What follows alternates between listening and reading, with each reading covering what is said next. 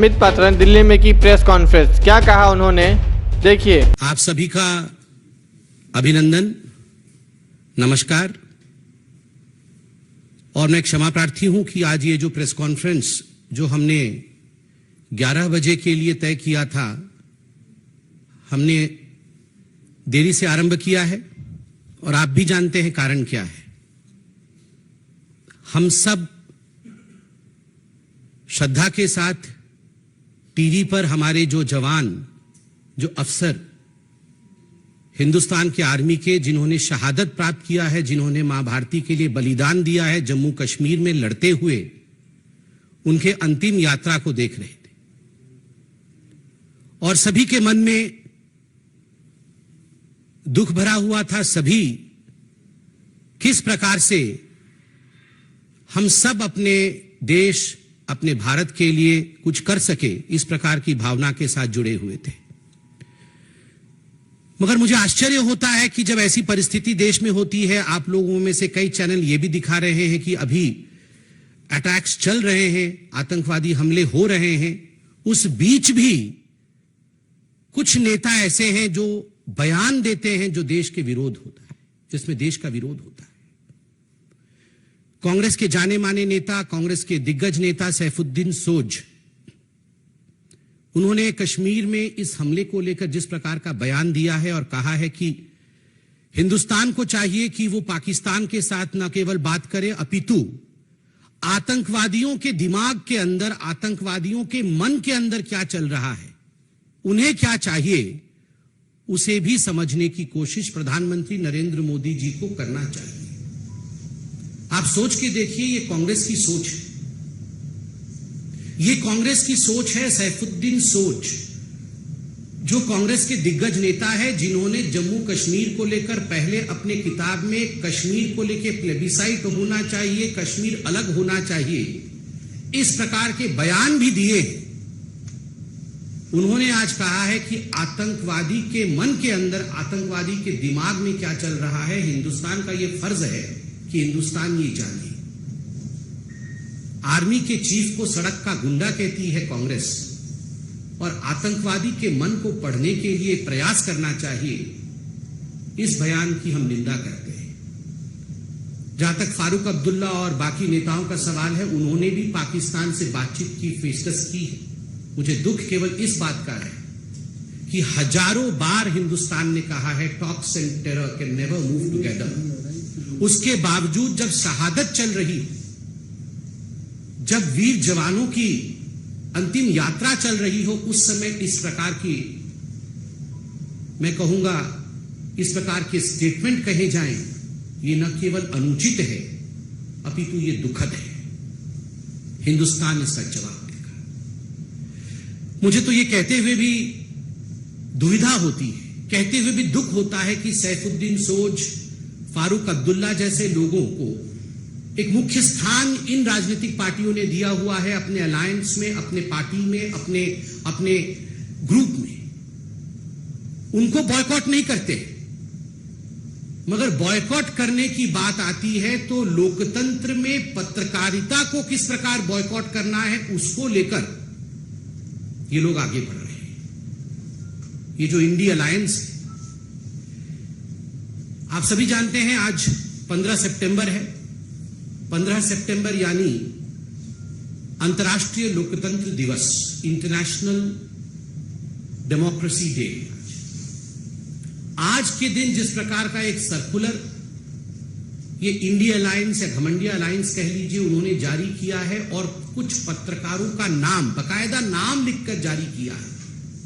यह हिंदुस्तान के लोकतांत्रिक इतिहास में पहले कभी नहीं हुआ था कि इस प्रकार पत्रकारों के नाम के साथ कि हम उन्हें बॉयकॉट कर रहे हैं, एक सर्कुलर जारी किया जाए।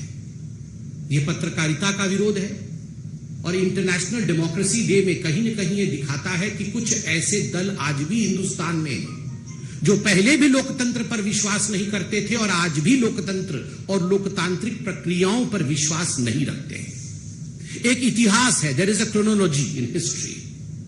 आप याद कीजिए, पंडित नेहरू हिंदुस्तान के पहले प्रधानमंत्री, 10 मई 1951, 1951 10 मई 1951 हिंदुस्तान का पहला अमेंडमेंट, हिंदुस्तान के संविधान का जो पहला संशोधन होता है, वो संशोधन क्या था?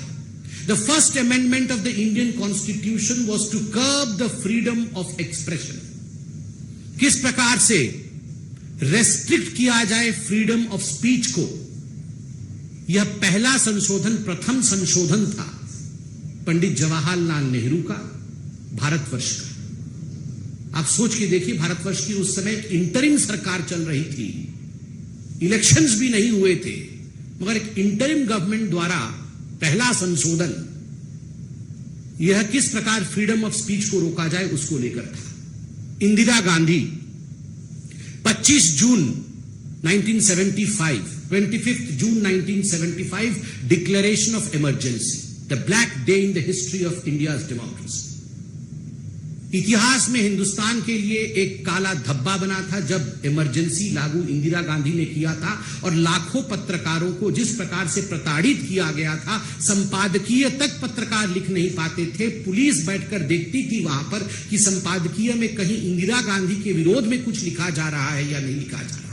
मीसा कानून के अंतर्गत न जाने आप में से कई लोग यंग पत्रकार यहां बैठे हैं, आप में से कितने के पिताओं के ऊपर, कितनों के दादाओं के ऊपर, कितनों के जानकारों के ऊपर, कितने ही पत्रकारों के ऊपर जुल्म ढाया गया मीसा कानून के अंतर्गत। इस विषय से भी हिंदुस्तान वाकिफ है। राजीव गांधी 29 अगस्त 1988, डिफेमेशन बिल 1988, आप याद करिए उस समय बोफोर्स चरम पर था।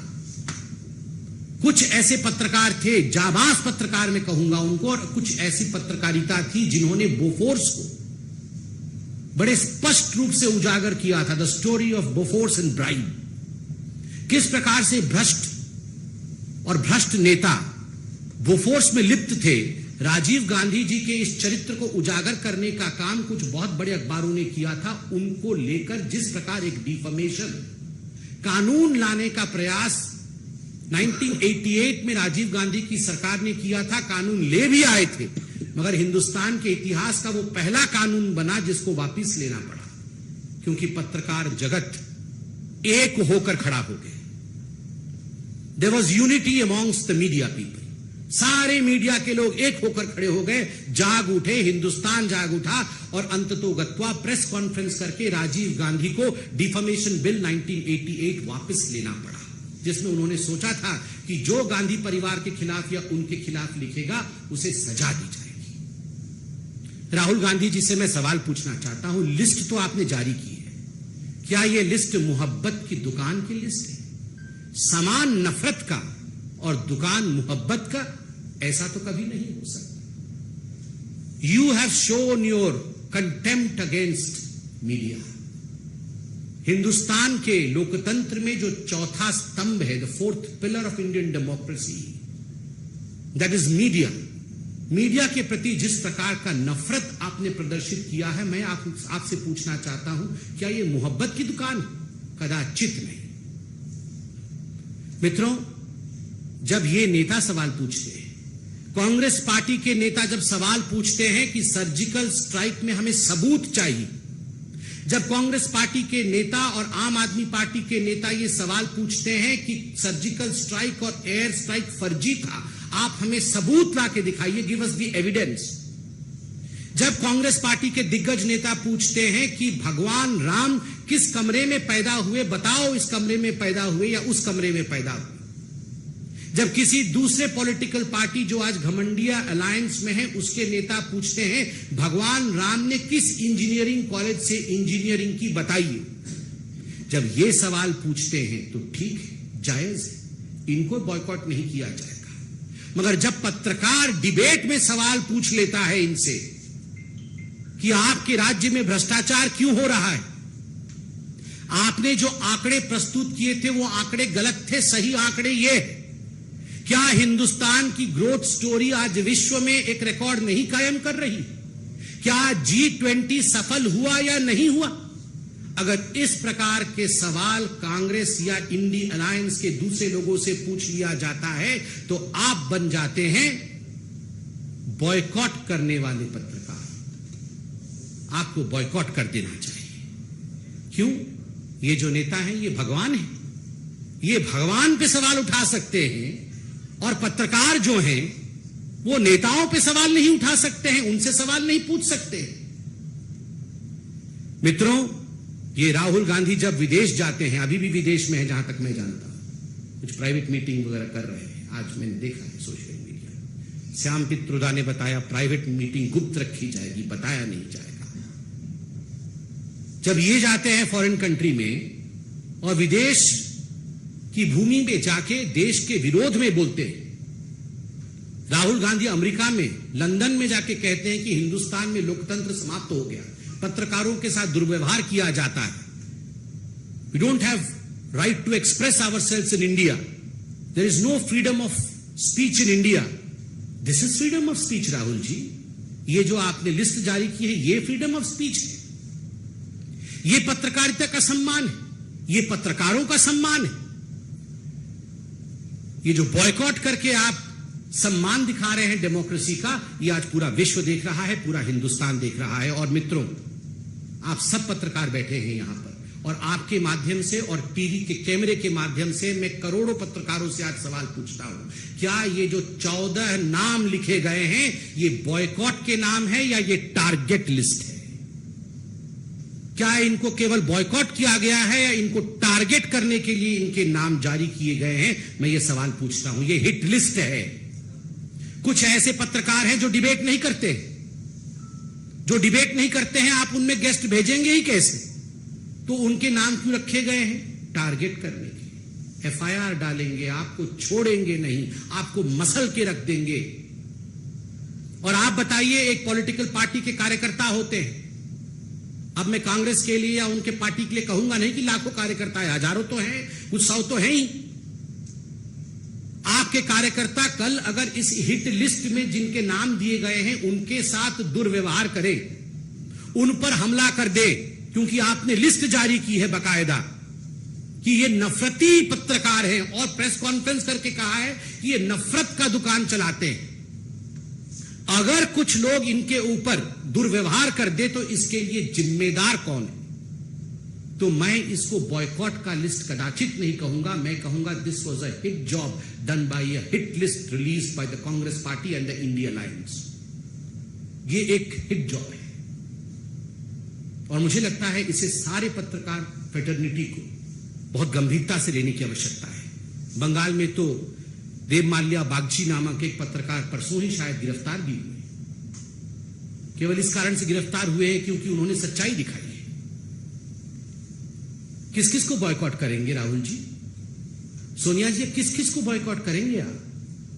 चंद दिनों पहले तो ये रणदीप सुरजेवाला जी बोल रहे थे, एक भाषण में कह रहे थे कि जिन जिन लोगों ने, जिस जनता ने नरेंद्र मोदी को वोट दिया है वो राक्षस है।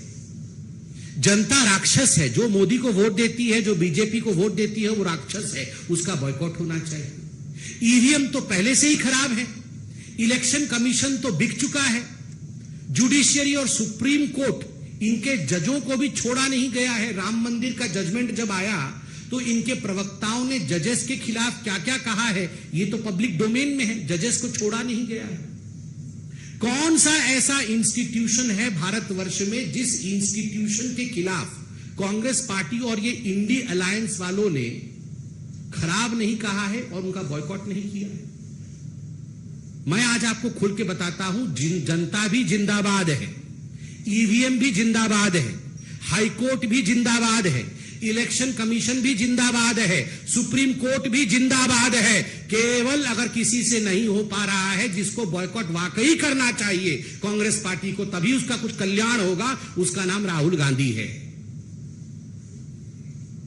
पूरे दुनिया को बॉयकॉट करने चले हैं, पत्रकार भी जिंदाबाद है, वो भी अपना काम कर रहे हैं।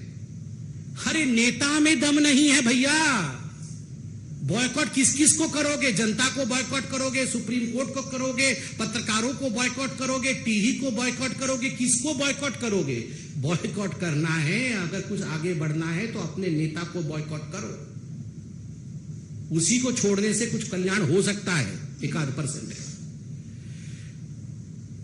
और मुझे एक प्रश्न वो अवार्ड वापसी गैंग और जो मोमबत्ती वाले हैं उनसे भी पूछना है कि आज शाम को कहीं मोमबत्ती ये सुलगाएंगे या नहीं? ये अगर हमारे तरफ से कोई लिस्ट जारी हो गई होती तो मार्केट में मोमबत्ती कम पड़ जाती है, ब्लैक में मोमबत्ती बिक्री हो रही होती, सारे मोमबत्ती कल से खरीद के घूम रहे होते, मगर एक भी मोमबत्ती खरीदी गई है या नहीं, सच में हंसने का विषय नहीं है। मतलब इस प्रकार की अभद्रता मैंने आज तक नहीं देखी। आप सोच के देखिए, ये सब जो सिलेक्टिव आउटरीच, एक भी मोमबत्ती इन्होंने खरीदा है या नहीं खरीदा है, मैं जानना चाहता हूं। ये अवार्ड वापसी गैंग एक अवार्ड वापस करेगी, सारे अवार्ड वापस करने वाले घूमते थे सर्टिफिकेट लेके, अवार्ड वापस लो, हमारी अवार्ड, एक अवार्ड वापस करेंगे? ये इतने पत्रकारों के खिलाफ हिट लिस्ट आपने जारी की। वो चंद्रशेखर जी है शिक्षा मंत्री बिहार के, उन्होंने आज श्री रामचरितमानस को पोटेशियम साइनाइड बता दिया कि ये पोटेशियम साइनाइड है। एक शब्द नहीं निकल रहा है इनके मुंह से किसी की, ये लिस्ट जारी करने वालों की। ये आप इस मंत्री को आप बॉयकॉट करेंगे या नहीं करेंगे?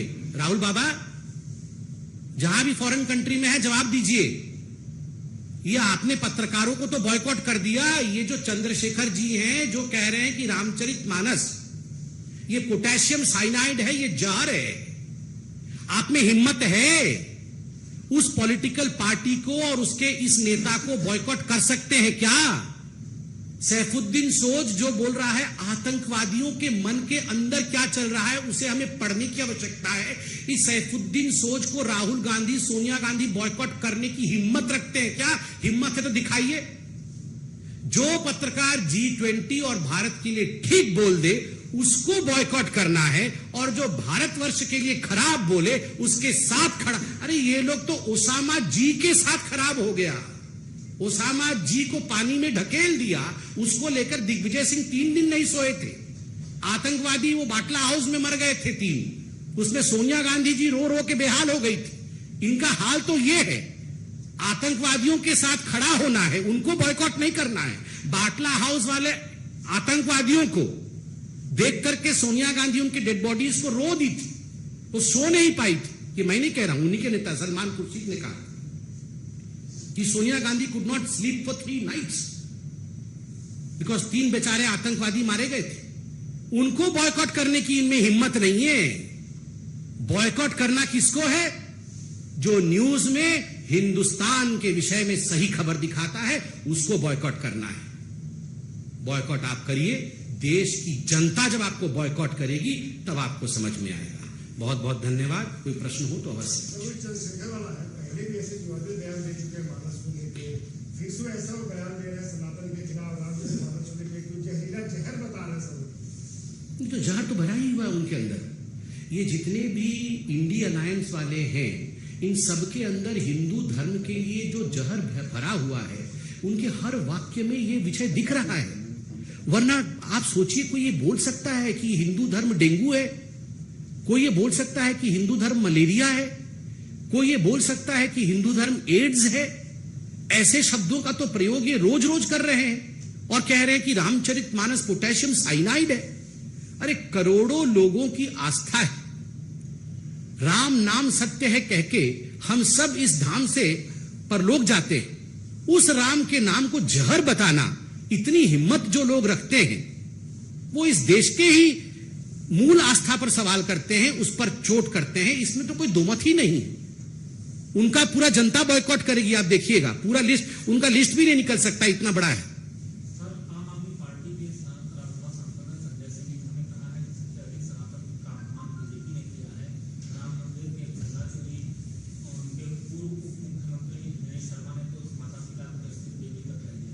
देखिए, ये आम आदमी पार्टी के बारे में तो सवाल पूछिए ही मत। ये आम आदमी पार्टी वो पार्टी है, ये तो अभी 14 की लिस्ट निकली है, उन्होंने तो 24 की लिस्ट निकाली थी बॉयकॉट करने की। लालू प्रसाद यादव उसमें नंबर 1 थे कि सबसे बड़ा भ्रष्ट ये लालू प्रसाद यादव। नंबर 2 पे फिर वो जितने जिसके साथ अभी सब गलबैयां कर रहे हैं ये अरविंद केजरीवाल जी, वो सबसे नंबर 1 भ्रष्ट पे थे। और अब सबके साथ बैठकर बोल रहे हैं कि बीजेपी खराब है। आप सोचिए, उस आम आदमी पार्टी पे ये सारे पार्टी को देखिए। मतलब ये मुझे तो कुछ समझ ही नहीं आ रहा है, ये इंडिया अलायंस क्या कर रहे हैं। ये पहले आम आदमी पार्टी कांग्रेस को बॉयकॉट कर रही थी, कांग्रेस आम आदमी पार्टी को बॉयकॉट कर रही थी, ममता बनर्जी अधीर रंजन चौधरी को बॉयकॉट कर रही थी, अधीर रंजन चौधरी ममता बनर्जी को बॉयकॉट कर रहे थे। वहां पर पंजाब में आम आदमी पार्टी बोल रही थी हम कांग्रेस को घुसने नहीं देंगे। यहां पर नीतीश कुमार और आरजेडी में 36 का आंकड़ा चल रहा था, ये एक दूसरे को बॉयकॉट कर रहे थे। आज ये सब एक होकर बोल रहे हैं पत्रकार को बॉयकॉट कर रहे हैं। कोई जमीर ही नहीं है इनका, ये क्या करते रहते हैं? ये सबको बॉयकॉट करके अपने लिए सत्ता का शॉर्टकट ढूंढ रहे हैं।